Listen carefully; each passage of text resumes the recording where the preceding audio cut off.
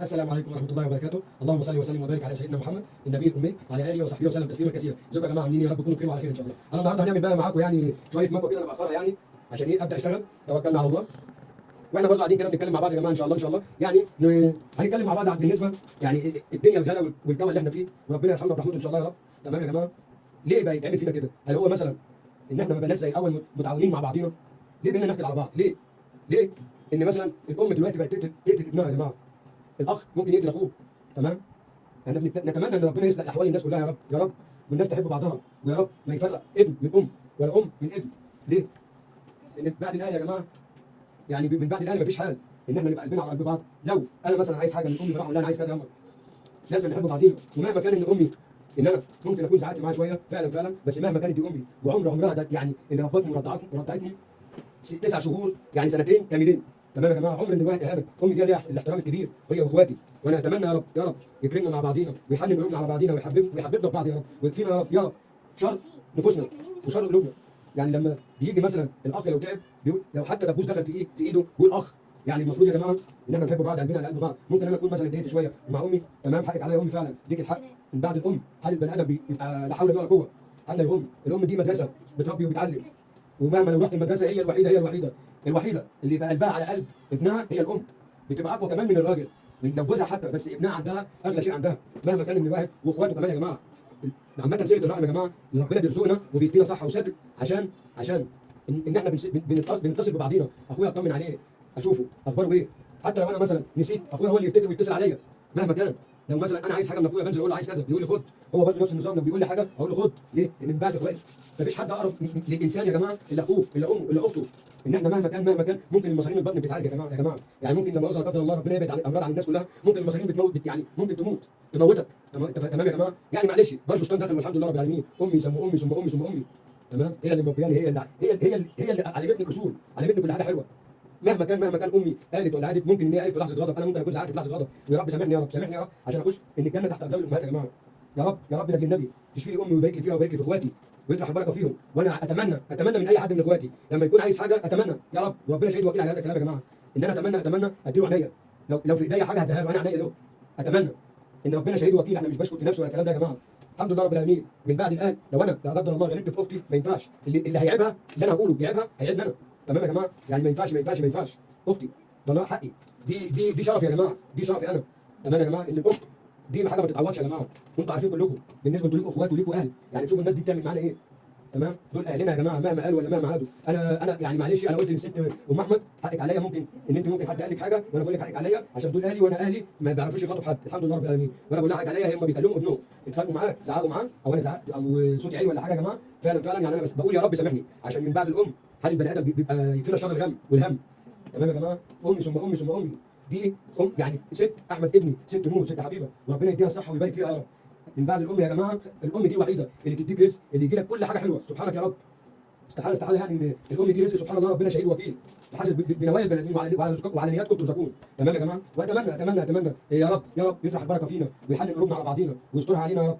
امي واخواتي واولادي ومراتي ويسترها علينا وينصرنا يا رب على مين علينا. انا عايز اقول كلمه يا جماعه برضو بالنسبه اللي انا بقول على اولاد رزق الجلابيع الكلام ده، هو ربنا هيحاسبنا وانا عارف. تمام يا جماعه، انا بتكلم ان في الوصف يا جماعه. واتمنى ان انت عشان احترمك وعشان ان انا اسكت ولا زكيه تطلع تقول ولا السلطانيه تطلع تقول ولا اي حد من دول يا جماعه، بعد اذنكم عايزني اسكت وابعد عنكم السلطانيه وزكيه ورضا الافه وربيع الحرامي وناني. بلاش ناني دي انا بحبها يا جماعه على فكره بجد. او الشبشب يا جماعه. بعد اذنكم عايزين نحترم بعضينا عشان ما نقلش من بعضينا. شيلوا فيديوهاتنا وانا بقول لكم بعد اذنكم محدش يجيب سيرتي ولا سيره الست ام احمد ولا اي حاجه. احنا اهل عامه، اهلي دول على راسي من فوق. لو جابوا لا مؤاخذه من الحمام وحطوا على دماغي محدش ليه دعوه. امي ثم امي ثم امي واخواتي، واللي ملوش خير في امه ولا اخواته ملوش خير في الست اللي متجوزها. تمام يا جماعه، بعد اذنكم وانا بكلم تاني ولاد بعد اذنكم خليكم في حالكم واحترموا نفسكم وشيلوا الفيديوهات. ده رجاء مني، بعد اذنكم لو سمحتوا احنا بتكلمت بالادب، انتوا بتقولوا كذا وكذا وكذا، لا بعد اذنكم يا جماعه يا رجاله يا اسود البلد، انتوا اسود البلد ماشي. بعد اذنكم لو سمحتوا خليكم في حالكم ومالكوش دعوه بينا، وتشيلوا الفيديوهات وكل حاجه هتتشال، بس بعد اذنكم لو سمحتوا ما تعرفوناش تاني، بس رجاء منكم يعني. واحنا كده يا جماعه بدانا خلصنا اول، يعني انا طولت معاكم في الكلام عشان التيشيرت ده المفروض انا كده مش هخلص بقى، انا هخلص كده على الفجر بقى، مش انا هعمل معاكم بس كده. تمام يا جماعه، زي ما انتم شايفين اهو، يعني بنحاول ان احنا نبقى ايه زي المكوجيه بالظبط يا جماعه. تمام، والفن ذوق واخلاق واحترام. واللي يحترم يتشال فوق الراس، واللي مش يحترم هيبقى بني ادم وحش. والشيطان مش حبه، الشيطان حبه عشان ان هو يقدر يعمل حاجات كتير، يقدر يكفينا شر، يظلم كتير. لا، يكفينا شر الشيطان. كلنا هنروح عند ربنا ان شاء الله رب العالمين، وكل واحد هيسقى بما عمل. واذا ادعكت قدرتك على ظلم الناس فتذكر قدره الله عليك. لازم نحب بعضنا يا جماعه، لازم، عشان صله الرحم. اهم حاجه صله الرحم يا جماعه. ادخلوا كده شوفوا صله الرحم بتجيب ايه؟ بتشيل الهم، بتشيل الغم، يرزقك من حيث لا تحتسب. واللي معاه ربنا ان شاء الله يا جماعه عمر ربنا ما هيسيبه ان شاء الله رب العالمين. وانا بتاسف لامي مره واثنين وثلاثه واربعه، وسامحيني يا امي لو انا صوتي عالي عليكي، معلش حقك عليا، وبتاسف على اخواتي، بتاسف لاخواتي على راسي من فوق. دول انتوا دمي، لكن اي مؤاخذه حد تاني مش عايز اغلط اهو، عشان لما اغلط اقول جربوع، استغفر الله العظيم، انا برضه جربوع وحش، ان ربنا هيحاسبني.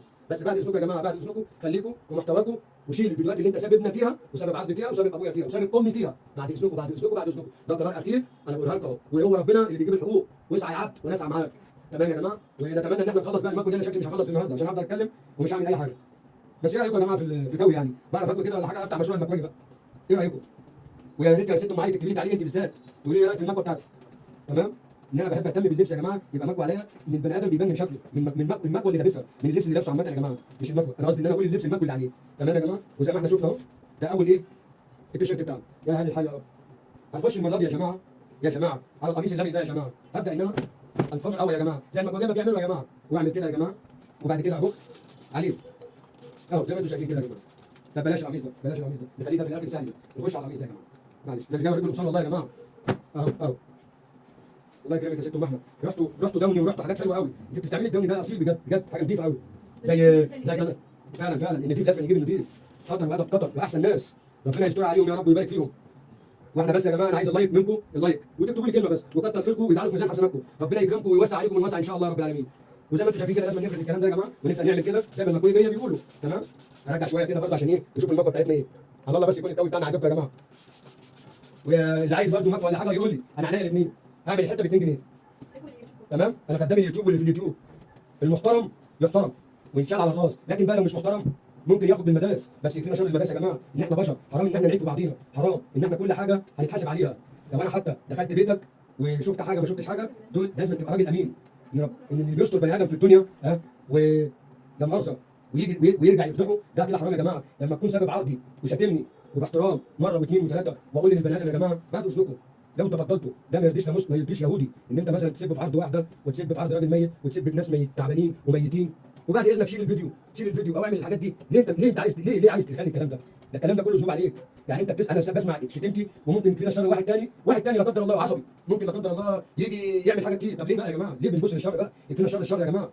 ليه ما نحبش بعضينا؟ ما نحترمش بعضينا ليه؟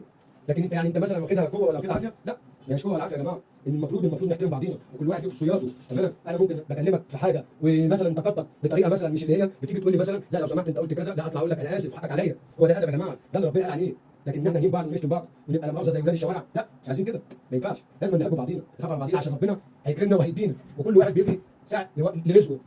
كل واحد دلوقتي في الدنيا يا جماعه بره ولا جوه، كل واحد مالك شغله في حياته في اولاده، كل واحد نفس النظام. بس لما يجي لك حد يقول لك انا محتاج حاجه، قول له عينيا الاثنين، عينيا الاثنين.